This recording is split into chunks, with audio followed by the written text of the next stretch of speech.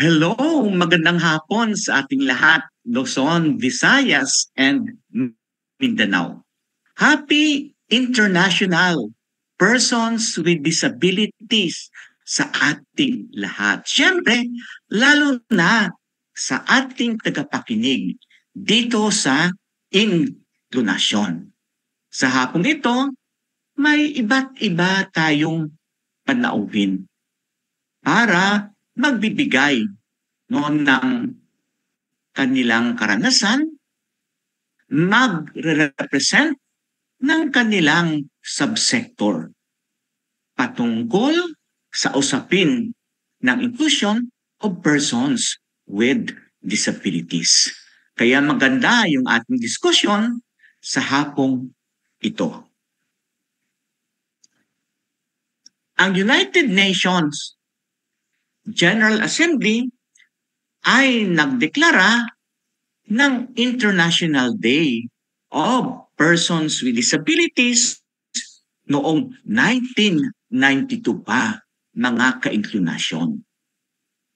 At ang Pilipinas ay nagkaroon din ng Presidential Proclamation na pinirmahan ni dating President Gloria Macapagal Arroyo noong 2006 sa pamamagitan ng Presidential Proclamation 1157. Ngayong taon, 23 years na ang ating pagdiwang ng International Day of Persons with Disabilities. Ang tanong, nagkaroon ba ng pagbabago ang kalagayan ng mga Pilipinong may kapansanan? Yan, sa hapong ito, yan yung ating mapakinggan sa iba't iba nating mga panauhin. Kaya nga, Doc China, ready ka na ba para ma-introduce ang ating tatlong panauhin sa hapong ito?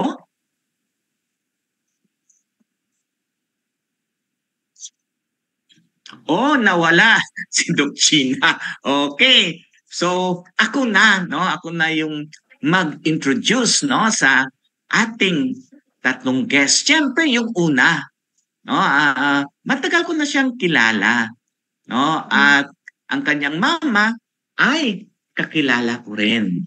Siya ay nanggaling pa sa Zamboanga del Sur at nag-migrate siya dito sa Manila para ma-improve ang kanyang kalagayan.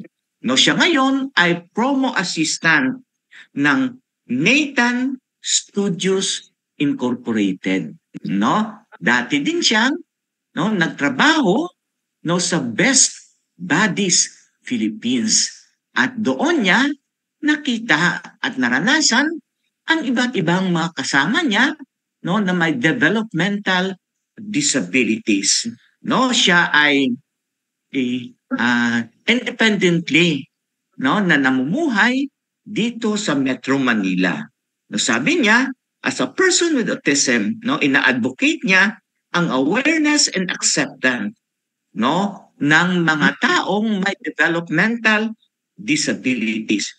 Na sana ang kanyang goal ay balang araw makapamuhay na independently, na-fulfill nila ang kanilang dreams na magkaroon ng difference sa daigdig na kung saan sila ay gumagalaw. Ang ating panauhin ito ay walang iba kundi si Clarence Cruz. Clarence, please say hi to our viewers. Yan, that's Clarence. So, maraming salamat sa pag-tune in sa Inklunasyon. So sana marami kayong matutunan sa talk namin and yun. Thank you. Okay. So yung ating pangalawang panauhin. Nandito na pala si Doc Gina. Doc Gina, Yes, ka-introduce na. Nandiyan na si Nandito nandiyan sa tabi pala si si Attorney Walter. Actually, ngayong hapon, no? Tatlo yung guest natin, no? Tatlo yung guest natin na taga Mindanao, Attorney Walter. Tatlo yung guest natin na taga Mindanao. Si Attorney Walter, si Miriam, at saka, no, si Clarence. Good afternoon, Attorney Walter. Pag-greet ng ating mga panauhin sa inklinasyon. Hello po sa lahat ng mga persons with disabilities natin sa inklinasyon. And at the same time, magandang hapon po sa inyong lahat. And continue lang po kayo magsubaybayay dito sa ating programa po kasi lagi tayong maraming natututunan dito po. Okay, thank you very much, Attorney Walter. Okay, sige. Sige po. Ang sabi ni Ma'am sa akin po dito, na-introduce ko daw po yung sarili ko. Okay. I am Attorney, go. Okay, I am Attorney Walter Jason G. Alava. I am a concurrent regional programs coordinator. At the same time, I am the OIC ng ating Legislative Liaison Office. And then at the same time, I'm the NCDA spokesperson. So pagdating po sa pagiging regional programs coordinator, ang trabaho ko po is making sure that all programs and services ng NCDA ay naibababa natin sa mga grassroots level, specifically sa ating sa ating mga probinsya, mga cities and municipalities. And technical advisor din po, technical assistance sa ating mga different na mga Regional Committee on Disability Affairs. Now with respect naman po sa pagiging OIC ko sa Legislative Liaison Office natin, I am the parang yung office na or yung unit na hawak natin ay nagre-represent sa NCDA with respect to all the priority bills sa Congress, whether sa Senate or sa House of Representatives. Now, meron tayong mga different bills po na priority, so yun po yung sinusulong natin. And at the same time, lahat po ng mga bills na pending sa Congress at saka mga different administrative orders, different executive orders sa ating executive side naman, pinupuntahan natin yan para masiguro natin na lahat ng mga persons with disabilities natin with respect to all disability laws ay napapatupad at naisasama doon sa lahat ng batas. And then at the same time, ako po yung spokesperson para po sa awareness natin para maipalawak natin ang mga different inclusion and empowerment for persons with disability. Katulad dito ngayon, sir. So, we are promoting awareness with respect to all disability laws. Okay, so Walter, welcome again. Dr. na. Okay? Oo, ituloy natin muna kasi humihina yung net connection. So, andito po tayo ngayon sa Mega Trade, sa SM Mega Mall. Karanil, tatanungin ko na si attorney ha. Ano ba ang kaganapan po na nangyayari dito ngayon para malaman ng ating mga viewers po? Okay. Yan. So, ngayon po, it's actually the International Day for Persons with Disability. It's December 3. So, lahat po ng mga may kapansanan, happy International Day po sa atin lahat. And at the same time, nandito po tayo sa Mega Trade, sa Mega Mall. Meron po tayong event dito. Nagbukas po yung event natin kahapon, December 2, and then magtatapos po tayo, I believe, sa December 4 for the culminating. Pero alam ko, bukas to hanggang 6 yung iba, yung mga booths natin. But ano po nandito? Meron po tayong mga meron po tayong International Disability Expo. Ito po yung convention natin before. Sa naalala po, yung mga taga-subaybay ay nagsusubaybay sa programa po ninyo, sir, is lahat po ng mga PDAOs, mga organizations with persons with disability, every year po kayo pupunta sa event ng convention ng NCDA, di ba? So ngayon po, naisipan ng NCDA na upgrade doon. So naging convention and expo. So eto na po yung expo natin. Nandito po tayo ngayon para i-celebrate yung International Day for Persons with Disability ngayong December 2 to 4 dito sa Mega Trade, sa Mega Mall dito sa Ortigas. Now ano po yung pwedeng makita dito? Meron po tayong 80 plus exhibitors. Pag sinabi po nating exhibitors, meron po dyan yung accessibility, meron po dyan yung mga innovations on devices, meron po mga assistive devices, meron din po yung lahat ng programs ng mga member agencies natin na nandito. So, kukuha ka ba ng lisensya, kukuha ka ba ng ID mo sa Philippine Postal mo, mga ganon. Andito po yun, marami po yun. So lahat po ng mga member agencies natin nandito, lahat po ng mga exhibitors, yung 80 plus po na nagsusulong na inclusivity and empowerment andito po sa ating programa po dito sa event natin, sir. Yeah. Actually, Attorney Walter, nandyan ako kahapon. Umikot din ako dyan kahapon, Attorney Walter. At kung gusto natin din, no, na kumuha, no, ng ating voters registration, meron din dyan. Kaya dapat pumunta na, magbisita na dyan, no, ang ating mga kapatid at pamilya, no, ng mga taong may kapansanan. Doc Gina, ituloy mo na yung pagtatanong kay Attorney Walter. So, nakita ko successful siya. At saka si Miss Garcia. Yes. Si Ma'am Sel was also here earlier at nag-talk po siya about the audio description. Yung movie ng Firefly. Yung movie ng Firefly. Kaya ang dami pong event. Ngayon po, ano po, attorney, ang inyong huling mensahe bilang kawani po ng NCDA? Okay, ma'am, doktora and sir, ang mensahe po namin sa NCDA on behalf of our Executive Director, Glenda Dirilova, nagpapasalamat po kami sa inyong programa, sa inyo po lahat ng mga persons with disabilities at sa individual without disabilities sa pagsuporta dito ngayon sa ating event. And hindi lang po dapat sa event na to ang suporta, dapat po tuloy-tuloy, lalo na't nakikipaglaban tayo sa rights ng ating mga persons with disabilities. So, as a kawani ng gobyerno and all my na nasa NCDA, suportahan niyo po kami sa lahat ng isinusulong namin ng mga programa at the same time mga policies and development para po sa ating mga persons with disabilities. So again sir, salamat and tuloy lang po yung laban. Laban lang po tayo. Salamat Attorney Walter. Siyempre, makaasa kayo sa inklinasyon na nandito kami parati. At Attorney, imbitahin ka ulit namin kasi sabi mo no, marami tayong mga sinusulong, 'di ba, na mga bills, no, for the disability sector. So, kumanda ka Attorney, no, padadalhan ka ulit namin ng imbitasyon. Isa-isahin natin lahat. Okay, thank you very much, no, mga kaingko. Yan, ay, kaya niya akong puntahan, kapit-bahay ko si Sir Neil eh. Okay, thank you. Back to you. Thank you very much. Thank you guys. And congratulations, Attorney, and the whole NCDA. Okay. Yeah. So, napakinggan natin, no, si Doc Gina. No, nandoon siya ngayon, no, sa SM Megatrade Hall, no, at maraming mga exhibitors doon, no, na nakikita, no. Sige, Doc Gina, pwede mo na ba matuloy ang introduction mo sa ating dalawang guest? Andiyan na si Miriam.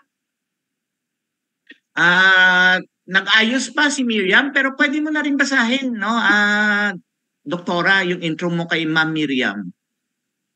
Okay, ang isa po sa ating guest ay si Miss Miriam Acosta Llanos, PIDAW Head ng Zamboanga del Sur, a graduate of BS Social Work from State University, Marawi City, former senior editor of Mindanao Barsitarian, the official student publication of MSU Marawi City, a graduate of Master of Arts in Public Administration, graduate of Master of Arts in Governance and Development from Mateo de Zamboanga University, Chairperson Technical Working Group of Regional Council on Disability Affairs, Regional President, Regional Federation of Persons with Disabilities. Presently po siya ang Provincial PIDAW Head. Mga ka-inklinasyon, let's welcome Miss Miriam Acosta Llanos. Good afternoon, Miss Miriam. Yes, sige. Yan, isa po nating guest, no, si Miss Miriam, no, Llanos, no. Pero I think, Doc Gina, no, medyo hindi maganda yung weather ata ngayon, no, doon sa kanila, no. So papasok na daw siya. Okay, sige. Ituloy mo na, no, Doc Gina, yung pangalawa natin na guest, no. Iris Dennis. Yes, Karen mo Dennis. si Dennis? Okay. Si Dennis Roniel C. Balan is Administrative Aid number 1. Persons with Disability Affairs Division sa Mandaluyong City. Oy, Karanil, meron silang booth dito sa Yes, Philippine nakita ko dyan, Doc Disability Gina, Expo. yung booth ng PIDAD ng Mandaluyong. Pinasyalan ko yan sila kahapon, Doc Gina. Kahapon. Okay. Si Dennis po ay isang deaf photographer. Ang kanya po ay recently nawala at naiwan po sa kanya ang 2 niyang anak. Board of Trustees po siya ng Philippine Association of the Deaf Incorporated. Mga ka-inclinasyon, let's welcome Mr. Dennis Roniel C. Balan. Good afternoon, Sir Dennis. Sige. Good afternoon, no? Dennis, I think si Dennis, no, nandyan din siya, no? Kaso lang medyo may challenge, no? Ang kanyang internet connection, no? Mga inclinasyon. Pero, no, magbibigay din, no, ng kanyang mga mensahe o kasagutan noong kanyang voice over, no? Si Ma'am Angie Kapanang. Ma'am Angie, paki-wave nga. Yan, good afternoon. Good afternoon, Ma'am Angie. Okay, sige. Kamusta na Clarence, no? Punta muna tayo kay Clarence. Kamusta ka na Clarence? Kamusta ang buhay dito sa Metro Manila, Clarence? So hello everyone ulit. So life in Metro Manila has been very happy and exciting. Yeah, lalo na malapit na ipapalabas yung I'm Perfect sa Metro Manila Film Fest 2025 starring our amazing and talented persons with Down syndrome. So shout out sa inyo guys, especially the lead stars sina Kristen and si Earl. Yan. And of course, pati na rin yung co-stars namin including Miss Sylvia Sanchez ng Britain Studios, CEO. Hello. Yan. So aside from that, I'm also excited sa future events ng Best Buddies, Special Olympics, pati Project Empower. So shout out po sa inyo dyan, mga friends ko from those organizations. Yan. So tapos, I'm also excited kasi we're celebrating International Day of Persons with Disabilities. Tapos, papunta na tayo sa Christmas vacation. Yes, Pasko na. Tapos, parang we're nearing the end of 2025 and excited na ako sa 2026 kasi we will achieve so much pa next year. Thank you. Okay, sige. Thank you, Clarence. No, Miss, kamusta, Dennis? Kamusta ka na dyan? No? Jay, pakisabi naman kung kumusta na si Dennis, no? Okay Diyan kung naman saan daw ba po siya siya. ngayon Opo. Okay. Ngayon po, okay, masaya po siya pero yun nga po, medyo mahirap lang po talaga sa internet pero masaya naman po siya ngayon. Salamat po. Okay, sige. Clarence, no? Naisipan, no, na pumunta dito sa Metro Manila mula ka pa sa Zamboanga. Yes. Yeah, to be honest, dream ko talaga mag-work sa entertainment industry. Like, dream ko talaga mag-artista since before pa. So, I actually lived in Manila before. So, from 2013 to 2016. Tapos, from 2016, I moved back to Zamboanga to go back to college para maka-obtain ako ng college degree. Yun. Tapos, 7 years later, yun, mga 2023, ayan, I moved back to Manila. Tapos, na-promise ako sa self ko na when I move back to Manila, for good na talaga ako dito kasi like, nakapagtapos na ako ng college. Yun. Tapos, and then the rest is history. So as of today, parang I'm working on my craft, like mapa-acting man yan, singing, on content creation, and of course, being an ambassador and self-advocating different organizations like Best Buddies, Special Olympics, and Autism Society Philippines. Yun. Tapos, ang dream ko by next year is, actually, hindi pala next year. Ang dream ko muna sa ngayon is maging successful yung I'm Perfect ng Nathan Studio. So we're gonna tackle it in a while. So thank you. Okay, sige. Thank you, Clarence. No, Jay, kamusta naman yung trabaho ni Dennis, no? Doon sa Persons with Disability Affairs Division ng Mandaluyong City. Matagal na po siyang nagtatrabaho, mga 27 years na po siya nagtatrabaho sa Persons with Disabilities Affairs. Hindi pa naman po siya nagre-resign kasi kailangan niya po yung trabaho. Pero if magre-resign daw po siya, mag-move daw po siya sa ibang work, mahihirapan po siya maghanap. So, nagko-continue lang po siya magtrabaho ngayon. Right now, ang ginagawa niya po sa PIDAD ay nagtuturo po ng sign language, nagpo-provide po ng awareness about deaf community. Tapos may mga department po na gusto pong matuto po ng visual gestural communication. So that's what he is doing.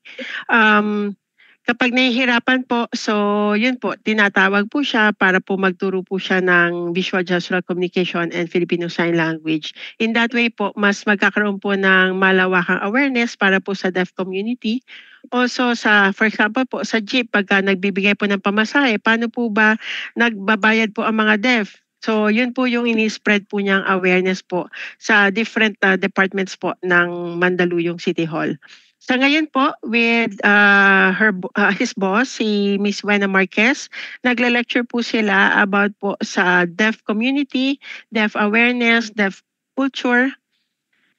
So sila po dalawa po ng boss niya po yung magka-partner po. So that's his contribution po sa kanila pong office sa Mandaluyong City Hall, ang mag-provide po ng awareness about the deaf community. Dennis, how are you after the passing of your wife? Kasi alam natin, kamatay lang ang iyong asawa. Kamusta ka? Paano ka cope sa pagkawala ng iyong asawa? Okay po. So ngayon po nararamdaman niya po na medyo masaya siya kasi po okay naman dahil marami siyang nakakasalamuhang tao. Pero kapag mag-isa na po siya, medyo mahirap po talaga mag-cope.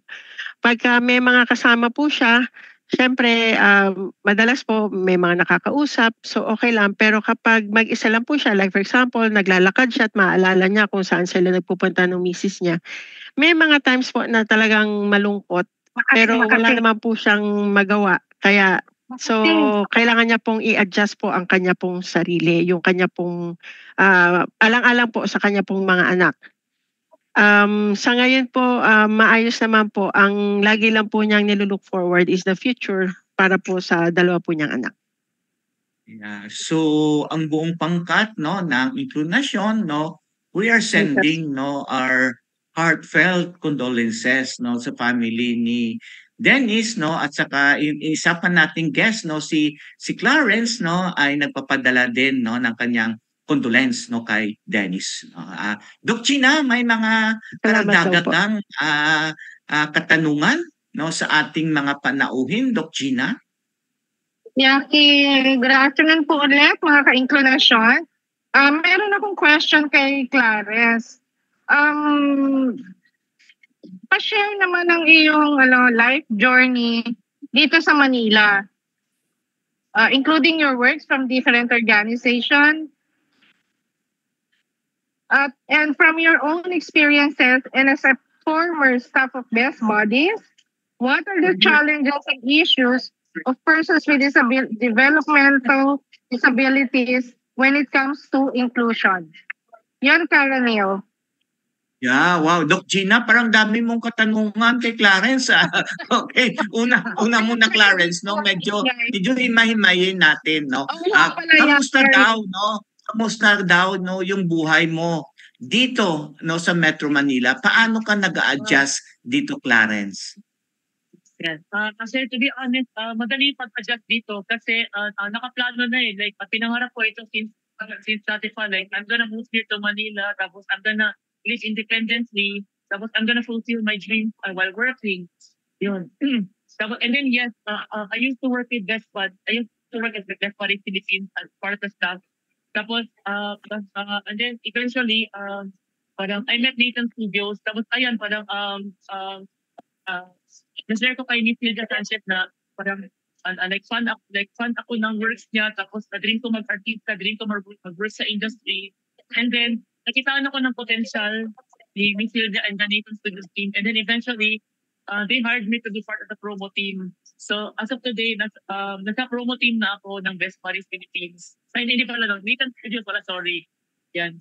Tapos kahit na nasa Nathan Studios na ako, I'm still active in different organizations like Best Buddies Philippines, Special Olympics Pilipinas, Project Empower, and Autism Society of the Philippines, to name a few. So, shout out pala sa akin mga friends sa BBP, SOP, Project Empower, and HSP. So, dito na isa-isa kasi ang dami nyo. So, kaya mga pictures namin. So, those are memorable. Clarence, I'm sure, no, yung mga kaibigan natin, Best Buddies Philippines, Autism Society Philippines, I'm sure, no, nakikinig sila. Kasi maraming followers din, Gina, itong si Clarence. Okay, sige. May follow-up ko din tanong, no, Clarence. Okay.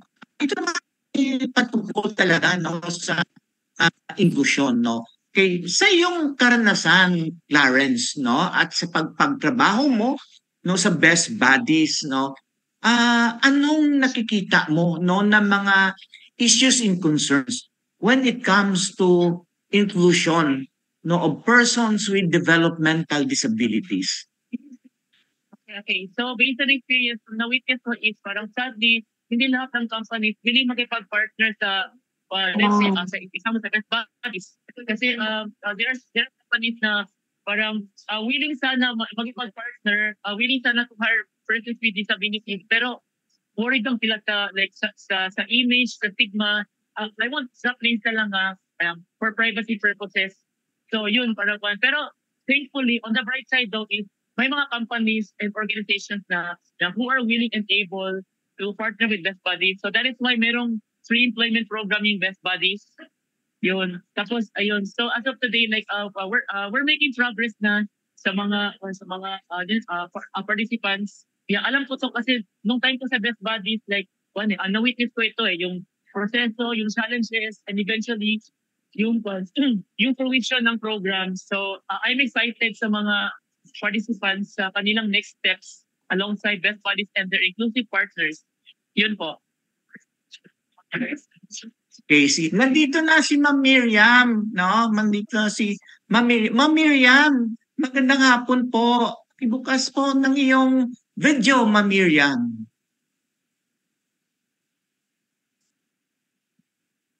Okay, naka-close pa rin. Okay, nandito na si Ma'am Miriam. Kamusta dyan, Ma'am Miriam, yung celebration natin, no, ng International Day of Persons with Disability dyan sa inyo, Ma'am Miriam? Oo, nakakakot lamang ng aming pag-iriwang ng International Day of Persons with Disability. Masaya kami nakakot kasama ang mga media partners natin. Nakaroon tayo ng Yaman Coronal, mga kampiyon ng inklusyon. Ito sa aking lalawigan ng Bulacan Sur. It was well participated with meaningful participation by our persons with disability sector. No, congratulations, no? Congratulations, Ma'am Miriam, no? Actually, no, sa hapong ito, taga Mindanao yung mga panauhin natin. Ikaw, si Clarence, no, taga Zamboanga din. At kanina, nagsalita din, no, si Attorney Walter, no, na taga Mindanao din. So ngayon, di ba, binibigyan natin ng focus, siyempre, yung taga Mindanao kasi karamihan mga taga Luzon, Visayas. So ngayon, Mindanao yung ating mga guests, no, Doc Gina. May tatanong ka kay Ma'am Miriam, no, ang head ng PIDAW. Siyempre naman. Miss Miriam, ano po sa palagay ninyo ang estado ng inklusyon sa Mindanao, lalo na po sa inyong province? Maganda naman yung assessment natin sa inklusyon dahil nalamdam ko ng komunidad ang aking movement for accessibility, our advocacy for inclusion. Ramdam ko ng komunidad dahil active ko ang aking mga community-based organization at saka proactive for how many years na nag-iingay lang na impact ang aking mga national agencies. Ngayon, nag-iing proactive na sila na ang pumupunta sa aking opisina para makipag-collaborate kung ano ang gagawin, paano nilang mag-servisyuhan, anong gagawin nila sa kanilang budget. Yun ang nagiging role ng PIDAW. So, give them technical assistance para ma-maximize ang mga budget ng iba't ibang ahensya ng gobyerno. Okay, sige. Pupunta tayo, siyempre, pupuntahan muna tayo sa Tagaluzon naman, no, kay Sir Dennis, no. Sir Dennis, kamusta ang situation, no, when it comes to inclusion, no, of persons who are deaf? Ano ang iyong mga experiences when it comes, no, to the genuine inclusion of the deaf people? Inclusion po with the deaf and hearing, may mga struggles po actually kasi like for example, yung experience ko po, ang hirap po makipag-communicate minsan dahil syempre meron nga pong business, ano po, ako po ay isang professional photographer. So pag halimbawa po may client po tapos hearing siya, tapos magsasalita yung assistant ko sa kanya, tapos kapag ako na po yung lalapit mag-hi ako, parang minsan pagka pinakilala po, siya yung boss ko, yung deaf boss ko. Minsan po parang nagugulat po lahat ng mga client na hearing kasi nga nakikita nila na kasi nga deaf ka eh. Pero pag in-explain naman na po, parang totoo, tignan ko nga kung kakayanin niya nga yung trabaho until halimbawa po gagawin na namin yung event tapos nakita na niya yung resulta ng trabaho ko, doon lang po niya naiintindihan na okay pala itong taong to na deaf. For example naman po sa trabaho niya po sa City Hall, way back po, wala po talaga advocacy programs for sign language. Talagang very limited lang po. Pero now na talagang nakikita po na deaf, puro negativity po yung na-experience niya in the past. Pero because of the help of his boss, si Miss Wena, mas nagiging aware po ngayon ang iba't ibang empleyado po ng Mandaluyong City Hall. Unlike po before na ngayon marami na pong aware kung ano po yung nangyayari. Lahat po ng mga negativity nawawala na. Mas nagkakaroon po ng opportunity for communication. Mas nagkakaintindihan na po.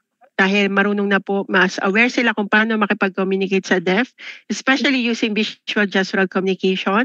So mas better po ngayon compared in the last 2 decades. So for example po sa Cavite naman, kung saan ako nakatira, kapag halimbawa po nakikipag-transact po ako at nalaman po nila na deaf ako, hindi pa po kasi masyado pong aware ang mga tao po sa Cavite. So, pero sa Mandaluyong po, well aware na po sila, mas tanggap na po nila ngayon, mas kaya na po nila makapag-communicate. Unfortunately, with some other places, yun po, medyo may problema pa rin po. There's still some positive and negative experiences, pero sabi nga po, hindi naman po perfect lahat. Hopefully, in the future, as we go along, as we advocate for the deaf community, lahat po ng PDAO offices mag-advocate po for the deaf community and then we will be able to reach. Kasi sa Mandaluyong po kasi tapos na po kami. We are still continuing po the advocacy program. So yun po. Maraming salamat po. Yeah. Actually, mga ka-inclinasyon, no, when I was still with Northfield, no, kinuha ko yan si Dennis, no, bilang official, no, namin na photographer na kumuha, no, ng mga pictures ng mga persons with Down syndrome. At si Dennis, no, he's very Salamat daw po Sir Ranilo sa opportunity. Siya, no, at ang galing niya, no, pag sinabing ganitong time niya, no, i-submit, no, yung mga photos na nakuha niya, no, nandoon siya kaagad at sinabit niya sa akin. Actually, at na-recommend ko rin si Dennis, no, na magiging, no, speaker, no, sa isa sa mga nag-invite na magkasama kami ni Dennis, no. Pero generally, Dennis, no, ano yung masasabi mo, no, regarding sa utos ngayon, no, ng Supreme Court na dapat ang lahat, no, ay magkaroon ng official FSL interpreter, Dennis?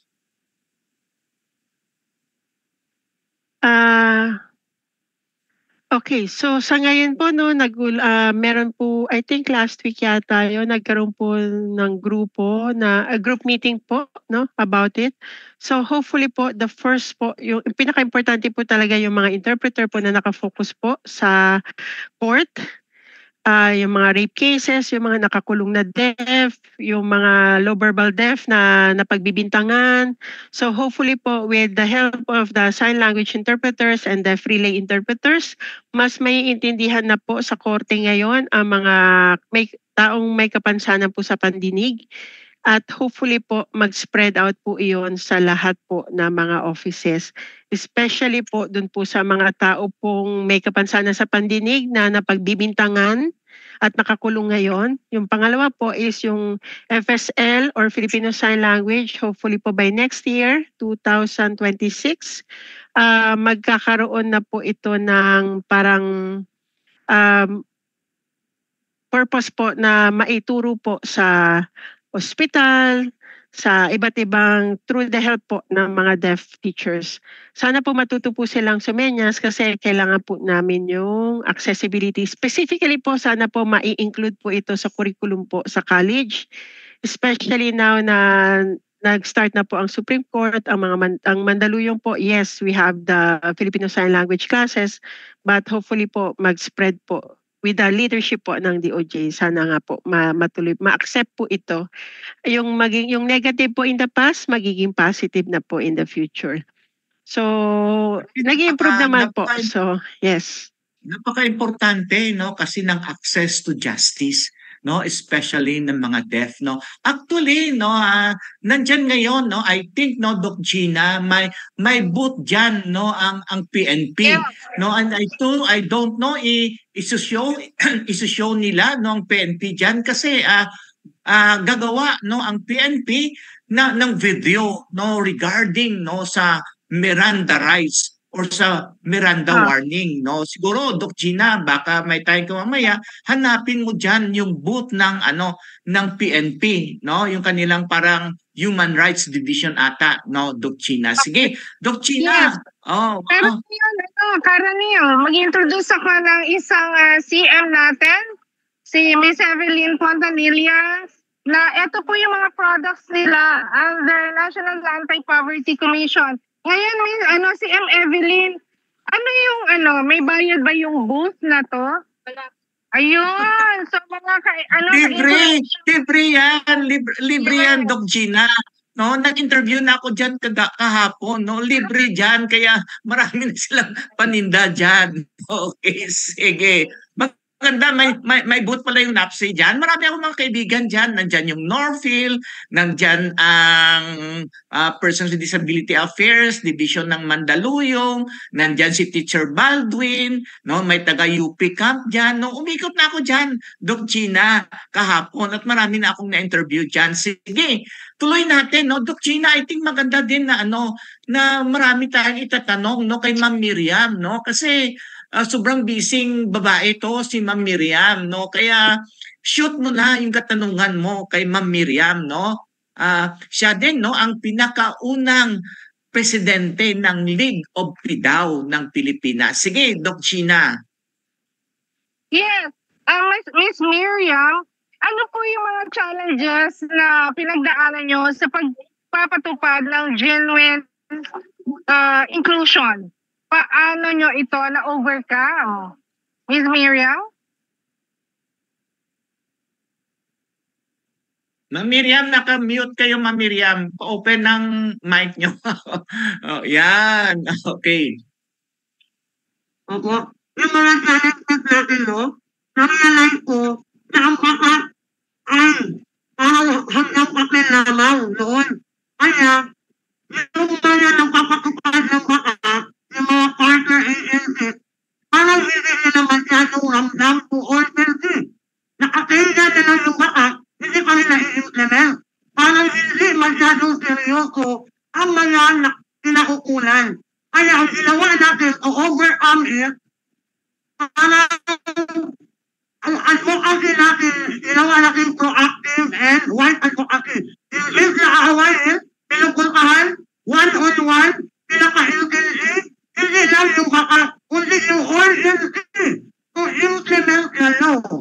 Kasi most of our disability law, local man or national, hindi masyadong binigyan ng pansin sa implementation. Hanggang public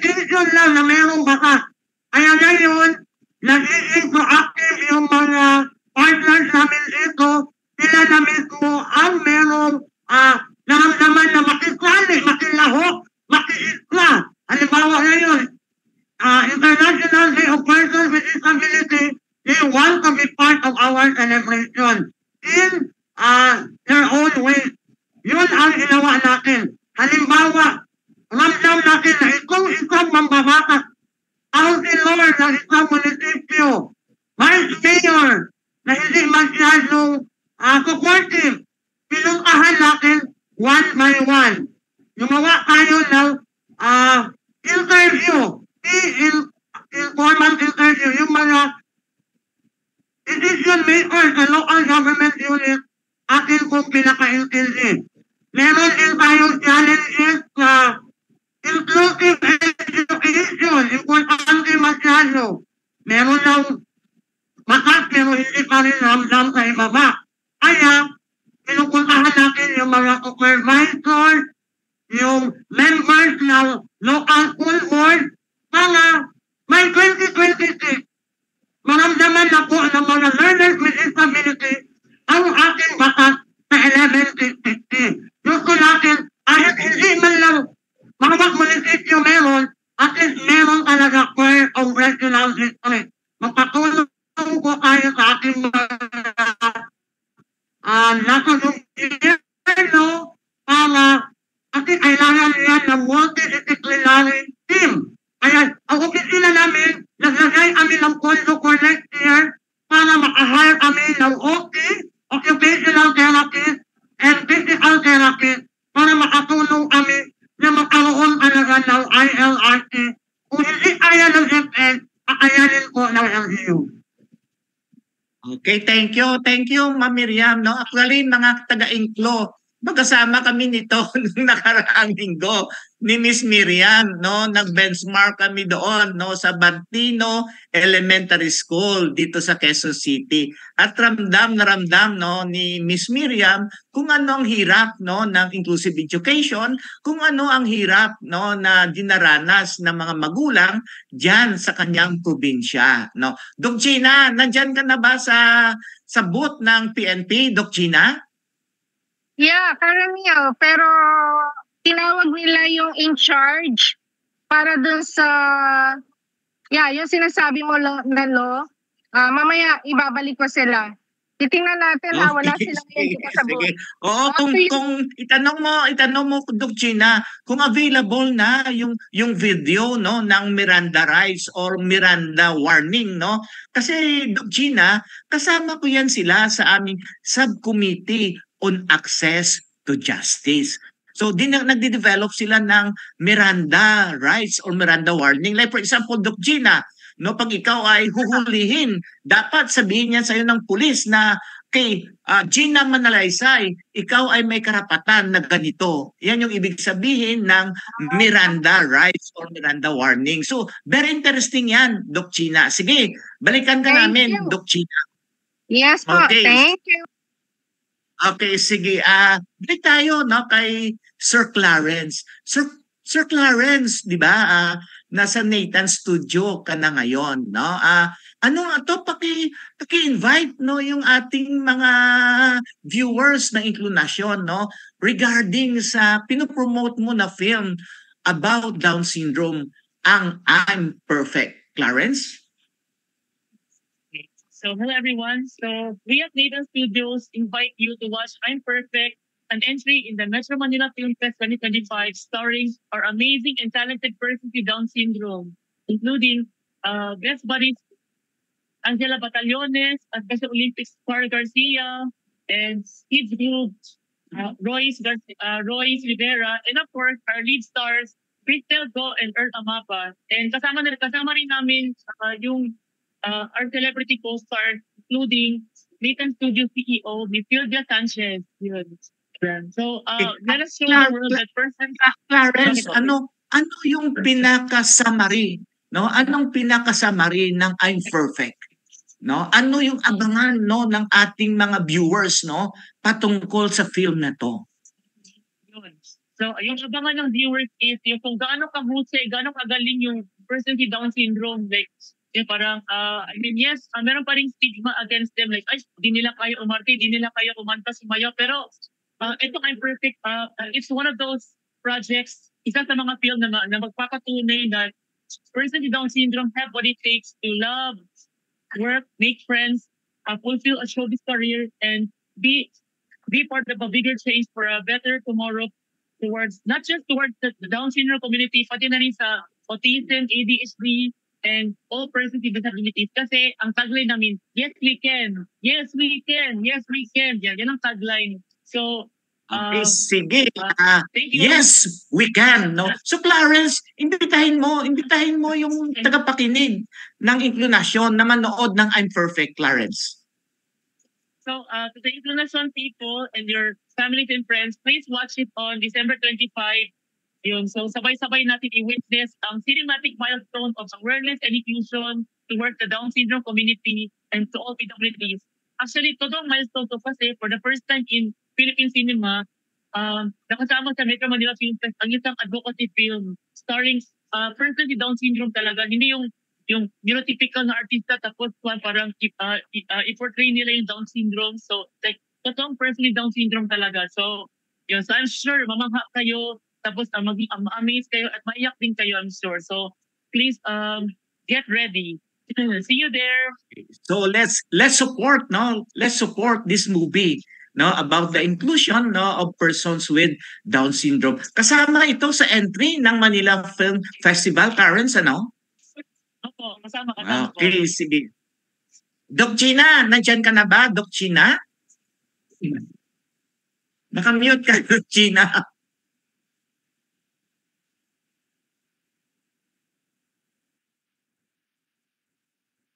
Doc Gina, nakamute kayo. Okay, sorry naman. Wala pa yung ating mga kapulisan dito. So meron lang akong tanong. Ano po sa tingin nyo sa lahat ang status ng inclusion base sa inyong pag-advocate at experiences? Karanil? Okay, sige. So para sa lahat to, okay, sige. So pupunta muna tayo kay Dennis, no? Gina, ko ba yung question, no? Ano ba daw ang general na estado ng totoong inklinasyon sa Pilipinas? Okay, Dennis?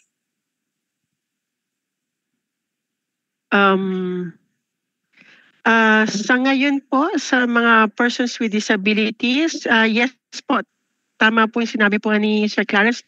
Ito po, na God has blessed us and we are capable of doing a lot of stuff.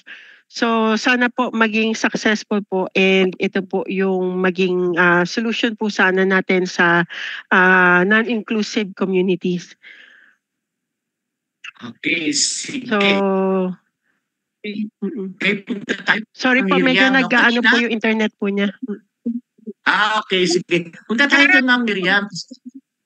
Okay, sige, Doc Gina, may sasabihin kayo? Pagod si Miss Miriam. Meron tayong inclu balita. JM, please.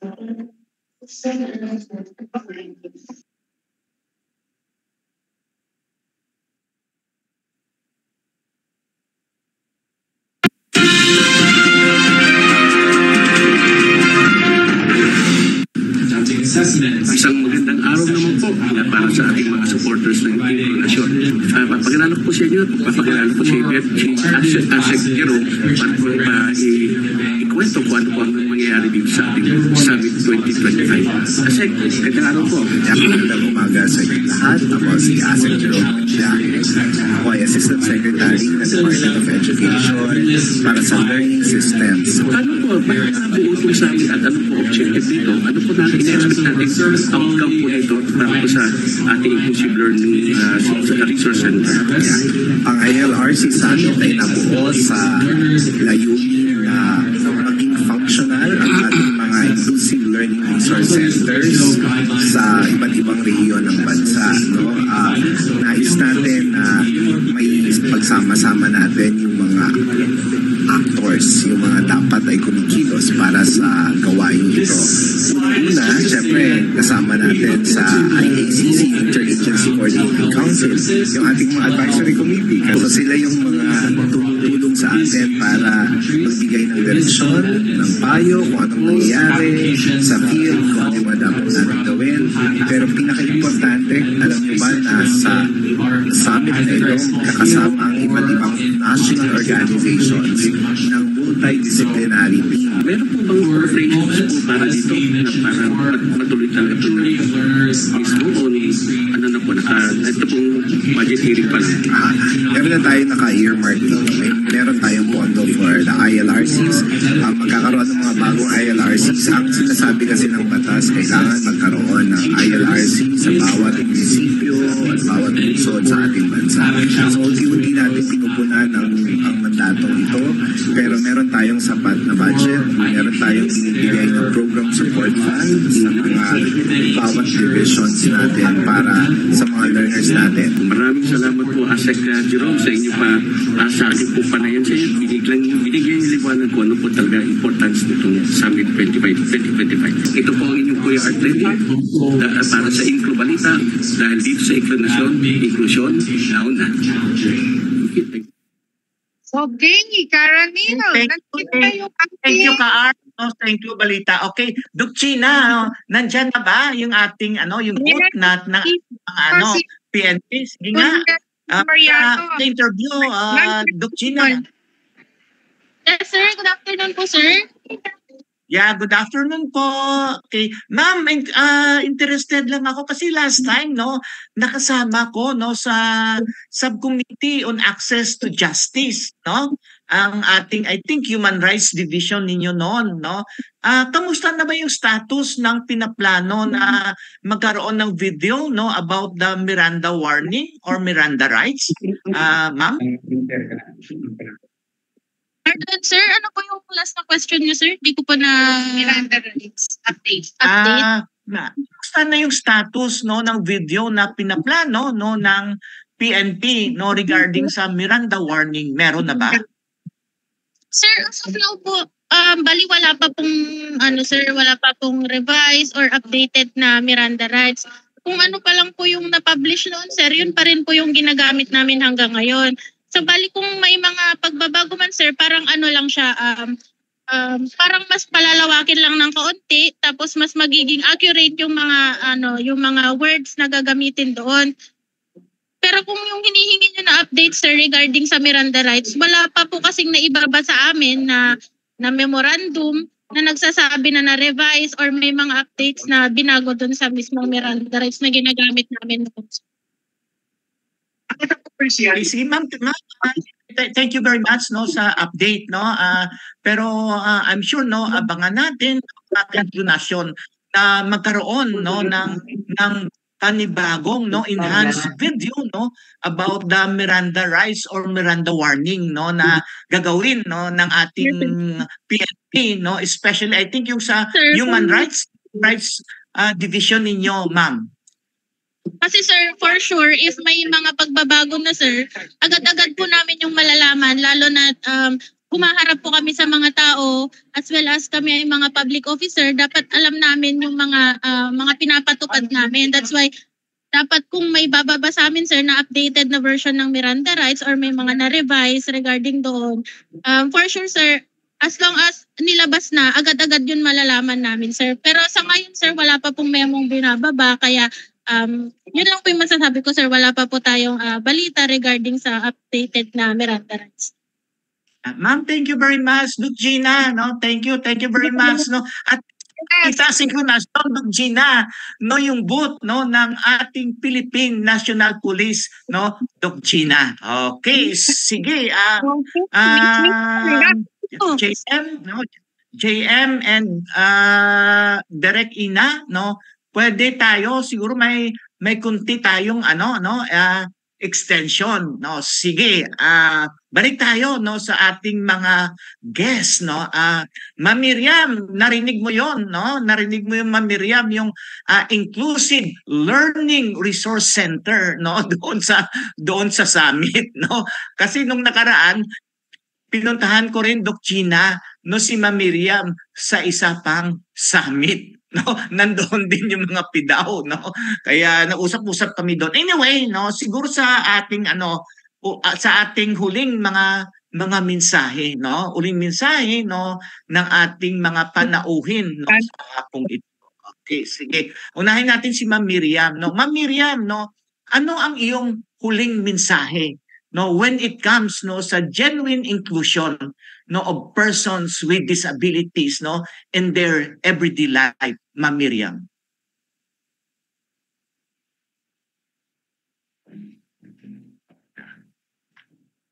Nakamute ka pa, Ma'am Miriam.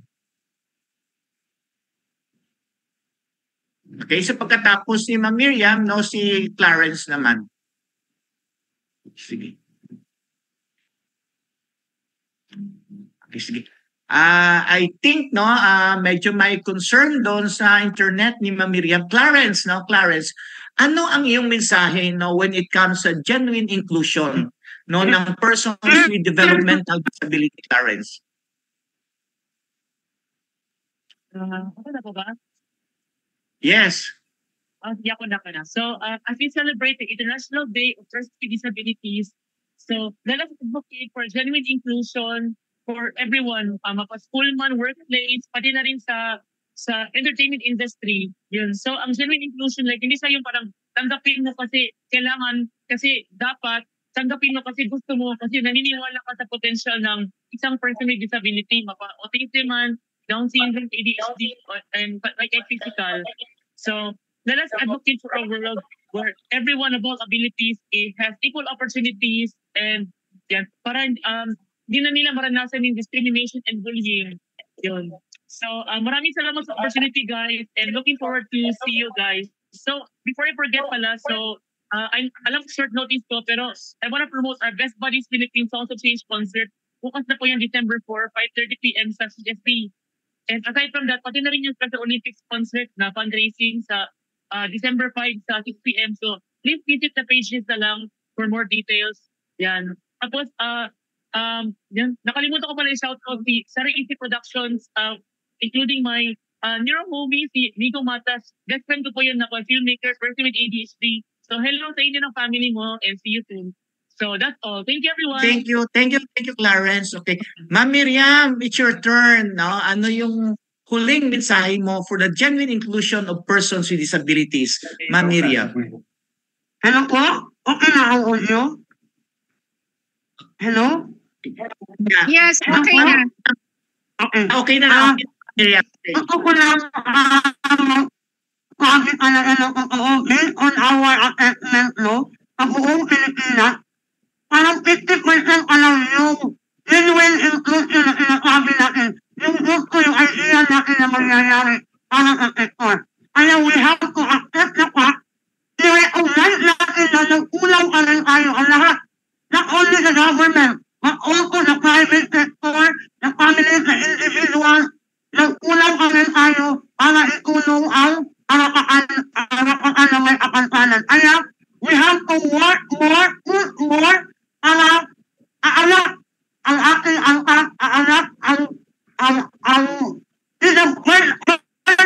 disability sector sa buong Pilipinas. Kulang tayo sa inclusive education. Kulang tayo sa inclusive transportation. Hanggang ngayon, hindi pa rin makaikot-ikot ang ating mga kasamahan. Kulang tayo sa programa sa mga children with disabilities. We have to recognize that early intervention is very much important para magiging socially functional ng ating mga kabataang may kapansanan ang dating ng araw. Kulang pa rin tayo sa RA10.2 inclusive employment for persons with disability. Hanggang ngayon, hindi pa rin nakatupad yung 1% na kailangan na ma-empleyado ng mga persons with disability sa gobyerno pa nga lang. Hindi pa nakikitilan ang private sector. Dapat yung gobyerno ang sariling kahanan maging modelo sa pagpapatupad in hiring more persons with disability. Meron makalagang totoong reserve position for persons with disability. Ang sinabing reserve,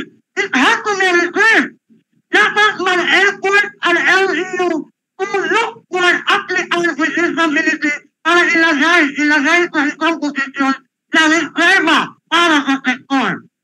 Pero madali nilang sinasabi na walang nag-apply na person with disability. No, I beg to disagree. Hindi talaga sila ng-effort to look for our members in the sector. Marami na kung nakatapos ngayon, pero hindi pa rin nagiging empleyado dahil kapag apply pala, hindi na accessible yung mga frontline offices.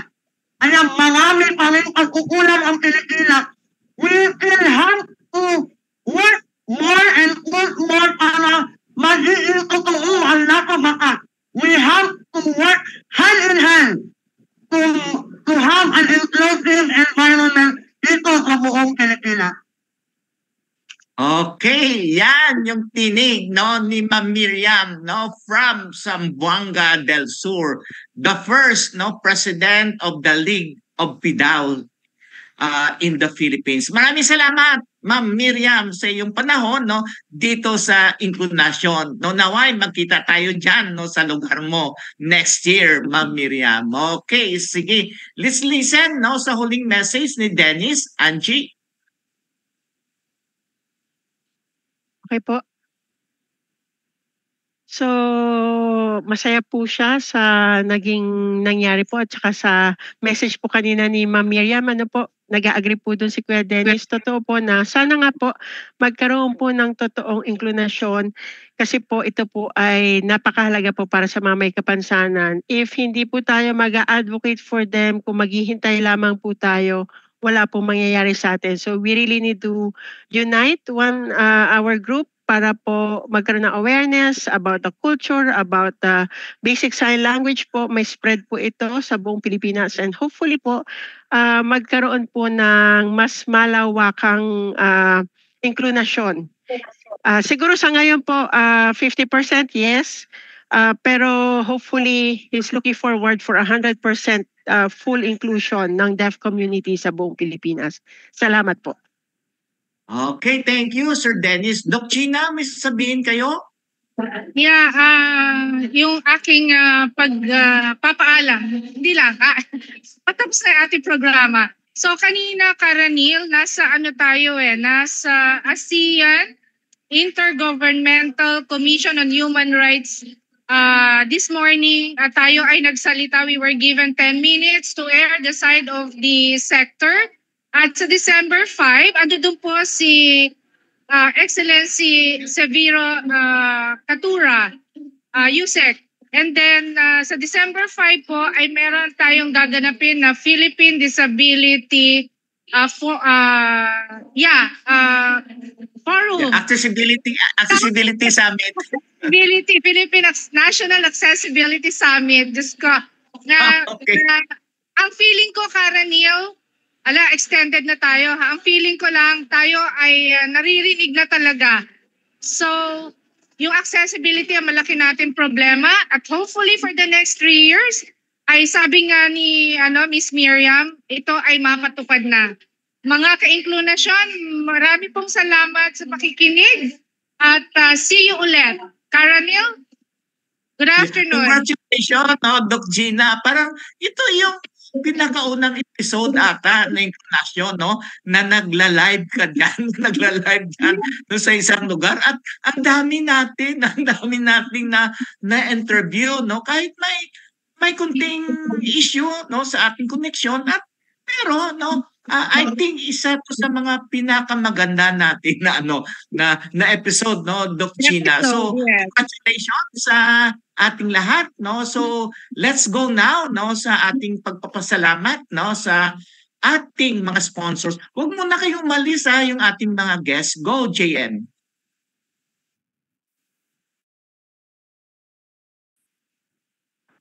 Hone your skills, gain experience, contribute to a meaningful cause.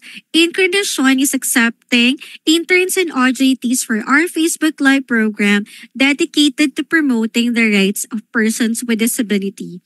Apply now and let's make a positive impact together. Send your application to incarnation@gmail.com. It's incarnation@gmail.com. INKLUNASYON@gmail.com and address it to Incarnation Core Group through our technical assistant, Joanna Marie David. May mga disability-related topics or issues pa ba kayo na gustong pag-usapan? Ano pang hinihintay ninyo? Makipag-ugnayan na sa Incarnation dahil sa Incarnation, laging may inklusyon. Ipadala ang inyong reaksyon, komento, rekomendasyon, or suggestion sa aming email address incarnation@gmail.com incarnation@gmail.com INKLUNASYON@gmail.com and address it to our Incarnation Core Group through our Technical Director. We would like to thank our sponsors and partners, CBM Global Disability Inclusion, Philippine Coalition United Nations Conventions on the Rights of Persons with Disabilities or PCUNCRPD, ENET Philippines, Norfield Foundation, CISO, Philippine Partnership on Children with Disabilities or PPCWD, Liliane Funds, Deafblind Support Philippines or DBSP, Philippine Chamber of Massage Industries for the Visually Impaired or PCMIVI, Provincial Government of Batangas, PIDAO Pangasinan, Regional Associations of Women with Disability or RAWWD Region 1, Mabini Movement, and of course, the ASEAN Enabling Master Plan 2025 Coalition. Thank you. Maraming salamat sa ating mga guests sa hapong ito kay Ma'am Miriam Llanos from Zamboanga del Sur, kay Clarence from Nathan Studios, kay Ronel Dennis Balan from Piedad, Mandaluyong. Kami sa pangkat ng Incarnation ay nagpapasalamat sa inyong pagbibigay ng panahon sa hapong ito para magiging panauhin ng Incarnation. Sinasabi na ang karapatan ng mga taong may kapansanan ay dapat talagang itaguyod. Noong 2006 pa, dineklara ni Pangulong Dorian Macapagal Arroyo ang selebrasyon ng International Day of Persons with Disabilities dito sa Pilipinas. Ang tanong ng karamihan, may pagbabago ba? Hanggang saan ang totoong inklusyon ng mga taong may kapansanan? Narinig natin ang mga karanasan ng ating tatlong panauhing sa hapong ito. Ano kaya ang mangyayari sa susunod na mga pagdiriwang ng International Day of Persons with Disabilities? Sana ang minimiti natin na pagbabago na ma-enjoy ang karapatan ng mga batang may kapansanan, ng mga taong may kapansanan, ay mararamdaman na. Sabi nga kanina, 50% pa lang daw. Sana sa susunod magiging 60, 70, 80, 90, at 100% na. Sana. Yan yung ating inaasam-asam. At tayong lahat ay hindi titigil sa ating ginagawa para makamit ang ating karapatan. Dahil dito sa Incarnation, tayo ay naniniwala na ang karapatan ay dapat ibigay sa mga taong may kapansanan. Hindi bukas, hindi mamaya, dito sa inklinasyon, doktrina ang ating sinisigaw. Inklusyon? Now,